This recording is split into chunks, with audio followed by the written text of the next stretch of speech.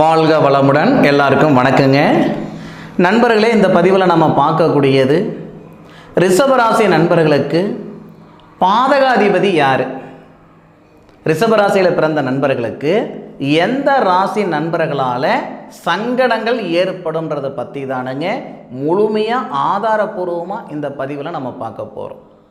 First நமக்கு நல்லது நடக்கிறது தெரிஞ்சுக்கிறோமோ இல்லையோ, கெட்டது நடக்கிறது தெரிஞ்சுக்கிடணும். நல்லவங்களை தெரிஞ்சுக்கிறோமோ இல்லையோ, கெட்டவங்களை தெரிஞ்சுக்கிடணும். அப்போ தான் அவங்கக்கிட்ட நம்ம சூதானமாக இருந்துக்கிட முடியும். எதிர்பார்ப்புன்றது எல்லாருக்கும் இருக்க தான் செய்யுது. ஒரு எதிர்பார்ப்பு இருக்கிறதுனால தான் நம்ம கோயிலுக்கே போகிறோம், கஷ்டம் இருக்கிறதுனால தான் கோயிலுக்கே போகிறோம். அந்த மாதிரி தான் ஏதோ ஒரு எதிர்பார்ப்பு தான் ஜாதகமே நம்ம பார்க்குறோம். அப்போது நம்ம வாழ்க்கை அப்படின்றது நாமளாக கையை ஊனி கரணம் போட்டு சின்னப்பட்டு சிரமப்பட்டு உருவாக்கிக்கிறோம், அமைச்சிக்கிறோம். அடுத்த லெவலுக்கு போகிறதுக்கு தயாராக இருக்கிறோம்னா இடையில ஏதாவது ஒரு வகையில் யாராவது ஒருத்தரால் நம்ம சங்கடப்பட்டு போயிடுவோம். ஏண்டா கொடுத்தோம், ஏண்டா பேசணும், ஏண்டா செஞ்சோம், ஏண்டா போனோம் அப்படின்ற மாதிரி ஒரு சங்கடங்கள் வரதான் செய்யுது. அந்த மாதிரி இந்த ரிஷபராசி நண்பர்களுக்கு எந்த ராசிக்காரரால் சங்கடங்கள் ஏற்படும், எந்த ராசிக்காரங்க கூட சேர்ந்து பிஸ்னஸ் பண்ணக்கூடாது, எந்த ராசிக்காரங்களை திருமணம் பண்ணிக்கக்கூடாது, பொதுவாகவே பாதகாதிபதி யார் வருவாங்க அப்படின்றத பற்றி தான் முழுமையாக இந்த பதிவில் நம்ம பார்க்க போகிறோம். அதுபோக இந்த ரிஷப ராசி அப்படின்னா காலச்சக்கரத்தின் இரண்டாவது ராசிங்க. அப்போது அந்த ரிஷப ராசிக்கு அதிபதி யாருன்னு பார்க்கும்போது சுக்கிர பகவான். சுக்கிர பகவானுடைய முதல் ராசி எதுன்னு கேட்டிங்கன்னா இந்த ரிஷபம் தானுங்க. சொந்தம் பந்தம், அண்ணன் தம்பி அக்கா தங்கச்சி மாமா மச்சான், தெரிஞ்சவங்க தெரியாதவங்க எல்லாருக்கும் முக்கியத்துவம் கொடுக்கக்கூடிய ஆட்கள் தான் இந்த ரிஷபராசியில் பிறந்தவங்க. 10 ரூபா கொடுத்து இதில் தான் பிழைக்கணும், பொழைச்சி காட்டி விடுவாங்க. 10,000 ரூபாய் கொடுத்தாலும் அந்த 10 ரூபா பொழப்பு தானுங்க பிழைப்பாங்க. ஆடம்பரமாக இருக்க மாட்டாங்க, அகலக்கால் வைக்க மாட்டாங்க. ரிஷபராசிக்காரங்களை பார்த்தீங்கன்னா அவங்க கிட்ட காசு பணம் இருக்குதா இல்லையானே தெரியாது. எப்பயுமே ஒரே மாதிரி தான் வாழ்ந்துக்கிட்டு இருப்பாங்க. அந்த மாதிரி விஷயத்தில் இந்த ரிஷபராசியை அடிச்சுக்கிறதுக்கு ஆளே கிடையாதுங்க. அந்த மாதிரி ஒரு அற்புதமான குணநலங்கள் கொண்ட ஒரு அருமையான ராசி தானுங்க இந்த ரிஷபராசி. இந்த ரிஷபராசியில் வரக்கூடிய நட்சத்திரங்கள் எடுத்துக்கிட்டால் கூட முதல் நட்சத்திரம் கார்த்திகை நட்சத்திரம், 2வது பாதம் 3வது பாதம் 4வது பாதம் சூரிய பகவானுடைய ராசியை வரும். காளியம்மன் பிறந்த நட்சத்திரம் அது. அதன் பிறகு வரக்கூடிய அந்த நட்சத்திரம் பார்த்தீங்கன்னா கிருஷ்ண பகவான் பிறந்த நட்சத்திரமான ரோகிணி நட்சத்திரம், முழுமையான நட்சத்திரம். சந்திர பகவான் அப்படின்றவர் இந்த ரிஷபத்தில் தான் வந்து உச்ச நிலையில் வருவார். சந்திரன் உச்சம் அடையக்கூடிய ஒரே ராசி எதுன்னு கேட்டிங்கன்னா இந்த ரிஷபம் தானுங்க. அதன் பிறகு மிருகசீரிஷ நட்சத்திரம் 2 பாதம் வரும். ரிஷப ராசியாதிபதி சுக்கிரன். பொதுவாக அந்த ரிஷபராசி நண்பர்களுக்கு இன்னொரு குணம் இருக்குது. ஒருத்தர் ஒரு 10 ரூபாய் உதவி பண்ணுறாங்கன்னா சாகர வரைக்கும் மறக்க மாட்டாங்க. அதாவது அந்த எப்படி சொல்லுவாங்கன்னா நன்றி கடன் ரொம்ப ஜாஸ்தி. அது தெரிஞ்சவங்களாக இருக்கட்டும் தெரியாதவங்களாக இருக்கட்டும், நம்மளுடைய வாழ்வாதாரத்துக்கு ஒருத்தர் காரணம் அப்படின்னா கடைசி வரைக்கும் அவருக்கு உண்மையாக இருப்பாங்க. இந்த மாதிரி ஒரு குணம் நலம் கொண்ட ஒரு ராசி இந்த ரிஷபராசி 100% கரெக்டாக இருப்பாங்க. சரி, இதெல்லாம் ஒரு புறம் இருக்கட்டும். நம்மளுடைய பதிவு என்ன அப்படின்னா நமக்கு பாதகாதிபதி யார். ஃபஸ்ட்டு அந்த ரிஷபராசியில் பிறந்த நண்பருக்கு எந்த ராசியால் சங்கடம் வரும்னா ஃபஸ்ட்டு எடுத்த உடனே சொல்லிடலாம் சிம்ம ராசி. ரிஷபராசியில் பிறந்தவங்க நீங்கள் ஆணாக இருந்தாலும் சரி பெண்ணாக இருந்தாலும் சரி, சிம்ம ராசி நண்பர்களால் 100% உங்களுக்கு பாதகம் ஏற்படும். ஐயையோ ஜோசிகாரர் சொல்லிவிட்டாரு, அதனால் சிம்மராசி நண்பர்களுடைய சவகாசமே வச்சுக்காமல் இருக்கலாமா? அப்படி இல்லை. எந்த விஷயத்தில் நாம் வச்சுக்கிடணும், எந்த விஷயத்தில் அவங்க சவகாசம் வச்சுக்க கூடாதுன்னு ஒன்று இருக்குதுங்க இல்லையா?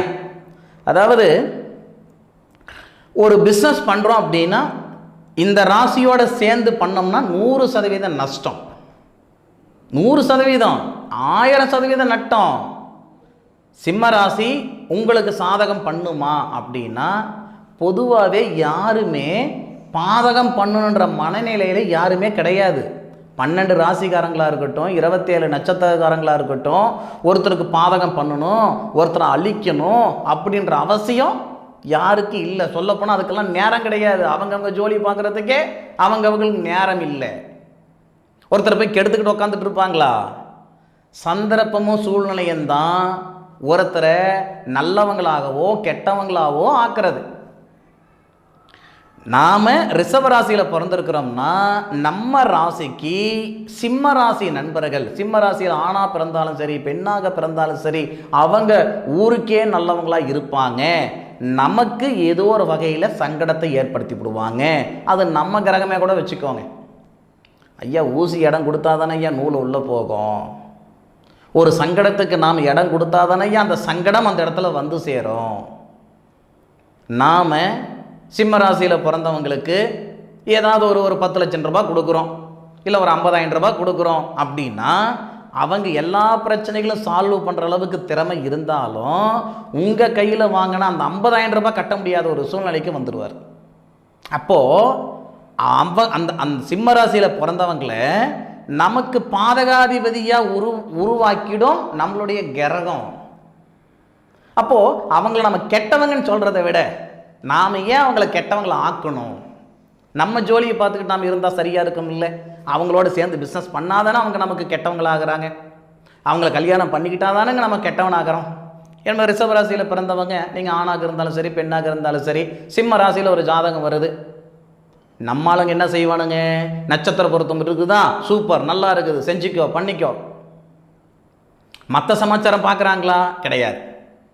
சிம்ம ராசியாதிபதி சூரியன் நம்ம ராசியில் என்னவா ஆகிறாரு அதெல்லாம் யாரும் பார்க்கறது இல்லை.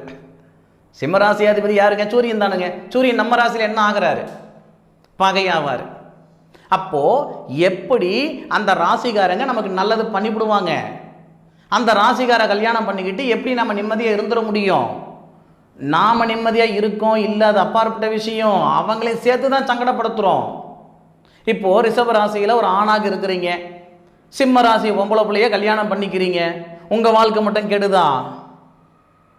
நீங்கள் வேணான்னு சொன்னால் அவங்க வேறு பக்கம் பண்ணிக்க போகிறாங்க. உங்களால் அவங்க வாழ்க்கையும் கெட்டு போச்சு, அவங்களால உங்கள் வாழ்க்கையும் கெட்டு போச்சு. இல்லை நீங்கள் பெண்ணாக இருக்கிறீங்க ரிஷப ராசியில், சிம்ம ராசி ஆண் வராரு, கல்யாணம் பண்ணிக்கிறீங்க, சிக்கல், ப்ராப்ளம், பிரச்சனை, விவாகரத்து அப்படின்னா 2 பேருடைய வாழ்க்கையும் போயிடுது. அப்போது எந்த விதத்திலையும் சிம்ம ராசிகாரங்களால் உங்களுக்கு சாதகமான வாய்ப்பு வருமா அப்படின்னு கேட்டிங்கன்னா கிடையாது. இது 100% உண்மை. அதன் பிறகு எந்த ராசியை பார்க்கலாம் அப்படின்னா தனுசு ராசி. ரிஷப ராசிக்கு அதிபதி சுக்கிரன். சுக்கிரன் நம்ம என்ன சொல்லுவோம்? ஜோதிடத்தில் நம்ம சுக்கிரன் என்னன்னு சொல்லுவோம்? ஆங்கிலத்தில் நம்ம வீனஸ்ன்னு சொல்கிறோம், பணக்கார கிரகம்னு சொல்கிறோம், செல்வந்தர்னு சொல்கிறோம். இதெல்லாம் அப்புறம். சுக்கிரனுக்கு உண்மையான ஒரு பெயர் என்னன்னா அசுரகுரு. அசுரகுருவுக்கு மிகப்பெரிய எதிரி யாருன்னு கேட்டிங்கன்னா தேவகுரு.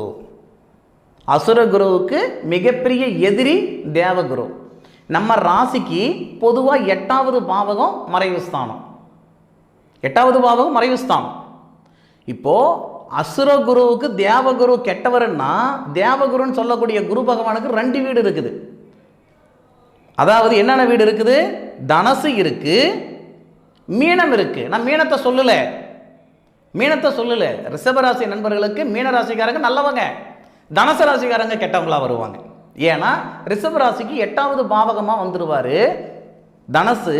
தனுசு ராசிக்கு 6வது பாவகமாக உங்களுடைய ராசி வந்து மாட்டிட்டோம். அப்போது அவங்களோட சேர்ந்து நீங்கள் பிஸ்னஸ் பண்ணாலும் சரி, அவங்கள கல்யாணம் பண்ணிக்கிட்டாலும் சரி, குடுக்கல் வாங்கல் வச்சுக்கிட்டாலும் சரி, கண்டிப்பாக சிக்கல், ப்ராப்ளம், பிரச்சனை, ஏன் வழக்கு வரைக்கும் வரும். கோர்ட்டு கச்சேரி போனனுங்க, வாங்காத பணத்துக்கு வட்டி கட்டணுங்க, செய்யாத தப்புக்கு தண்டனை அனுபவிச்சுக்கிட்டு இருக்கிறேனுங்க, ஏண்டா இருக்கிறோம் எதுக்குடா இருக்கிறோன்ற அளவுக்கு அவங்க என்ன பண்ணிட்டாங்க. அவங்க பண்ணுற சூழ்நிலையை நாம் உருவாக்கிட்டோம். ஐயா எனக்கு இந்த மாதிரி சூழ்நிலையை உருவாக்குங்க, நம்ம போய் நிற்கலை. அந்த அந்த அந்த அந்த ராசியில் பிறந்தவங்களால இந்த மாதிரி சங்கடங்கள் நமக்கு ஏற்பட்டே தீரும். அதனால் ரிஷபராசியில் பிறந்த நண்பர்களுக்கு எப்படி நான் சிம்ம ராசியை சொன்னனோ அதே மாதிரி தனுசு ராசிக்காரங்களும் கண்டிப்பாக நமக்கு பாதகாதிபதி தான். தயவு செய்து மன்னிச்சுக்கோங்க, யாரையும் குறித்து சொல்லலை. தனுசு ராசிக்காரங்க எதாவது தப்பாக நினச்சிக்க போகிறீங்க, சரியா? நாம் ஊருக்கே நல்லது செய்தாலும் அவங்களுக்கு ரிஷபராசிக்காரங்களுக்கு நம்மளால் நல்லது செய்ய முடியாது. ஒன்று யார்? தனுசு ராசிக்காரங்க, அவங்களுக்கு நான் சொல்கிறதுங்க. அதன் பிறகு பார்த்தீங்கன்னா கும்பராசி. ரிஷப ராசிக்கு கும்ப ராசியாதிபதி சனி பகவான் நல்லவர் தானே, நண்பர் தானே, அப்புறம் ஏன் சார் வேணான்னு சொல்கிறீங்க? காரணம் இல்லாமல் வேணான்னு சொல்லுவேனா? ஏன்னா தனுசு ராசியில் வரக்கூடிய நட்சத்திரங்கள் அப்படின்னு எடுத்துக்கிட்டிங்கன்னா, இந்த ரிஷப ராசிக்கு ரிஷபராசி தனுசுன்ற பாருங்க, கும்பராசியில் வரக்கூடிய நட்சத்திரங்கள் எடுத்துக்கிட்டிங்கன்னா, ரிஷபராசிக்கு 10வது பாவகம் சனி பகவானுடைய வீடு தான் கும்பம். ஆனால் அந்த இடத்துல வரக்கூடிய நட்சத்திரங்கள் அவிட்ட நட்சத்திரம், ரிஷபத்துக்கு 12 குடையவர் 7 குடையவர் 2 பாதம் வரும். அதன் பிறகு சதய நட்சத்திரத்துக்கு அதிபதி யாருங்க? ராகு.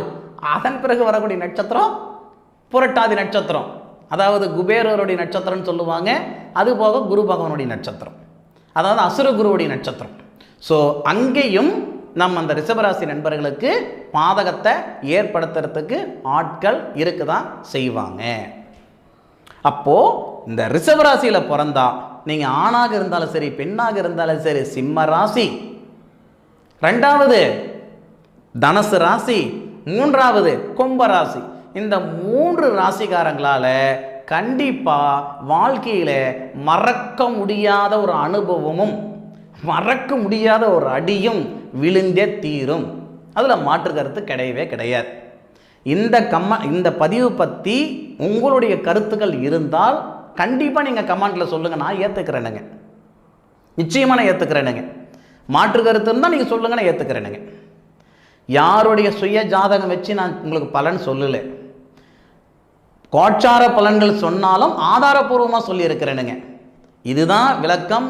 சூரியனை நான் குறை சொல்கிறேன் அப்படின்னா, அதாவது சிம்ம ராசியை நான் குறை சொல்கிறேன்னா, சிம்ம ராசியாதிபதி நம்ம வீட்டில் எப்படி இருக்கிறாரு, தனுசை நான் குறை சொல்கிறேன் அப்படின்னா, இது குறையாக சொல்லலை, நமக்கு பாதகாதிபதியை சொல்கிறோம்னா அந்த ராசிக்கும் அதிபதியும் நம்ம ராசிக்கு அதிபதியும் எப்படி உறவு முறை, கும்பத்தை நான் சங்கடப்படுத்துகிறேன் அப்படின்னா அந்த கும்பராசியில் இருக்கக்கூடிய நட்சத்திரங்கள் நம்ம ராசிக்கு பொருத்தம் கிடையாது. சாமி சத்தியமாக யாரையும் சங்கடப்படுத்தணுன்ற நோக்கம் சத்தியமாக எனக்கு இல்லை. சரியா? சங்கடப்பட்டுடக்கூடாது அப்படின்றதுக்காக தான் இந்த ஒரு பதிவு. இப்போ இந்த 3 ராசியை நான் பாதகாதிபதி அப்படின்னு நான் சொன்னேன்னா அவங்களால இவங்களுக்கு சங்கடம் வரும்னு சொல்கிறத விட, இப்போ ரிஷபராசிக்காரங்க அவங்களோட சேர்ந்து பிஸ்னஸ் பண்ணுறாங்க. இங்கேயும் நட்டம், அங்கேயும் நட்டம். உன்னால் நான் கேட்டேன், என்னால் நீ கேட்ட, இல்லையா? சங்கடம்ன்றது 2 பேருக்கு தானே சார், ஒருத்தருக்கு மட்டுமா? இல்லையா?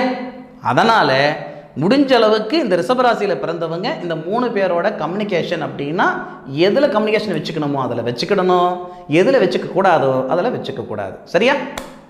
சரி நண்பர்களே, நிச்சயமாக ரிஷபராசியில் பிறந்த நண்பர்களுக்கு இந்த பதிவு கண்டிப்பாக பயனுள்ள பதிவாக இருக்கும், அதில் மாற்று கருத்து இல்லை. சரியா? அதுபோக உங்களுடைய சுய ஜாதகத்தில் இருக்கக்கூடிய கிரக அமைப்புகள் எப்படின்றது ஒரு முறை நீங்கள் பார்த்துக்கோங்க. மேலும் அடுத்த ஒரு அற்புதமான தருணத்தில் உங்கள் அனைவரையும் சந்திக்கும் வரை உங்களிடமிருந்து விடைபெறுவது உங்கள் வீட்டு ஜோதிட நண்பனான மா காளிதாஸ் மணிகண்டன். திருச்சிற்றம்பலம். வாழ்க வையகம், வாழ்க வளமுடன்.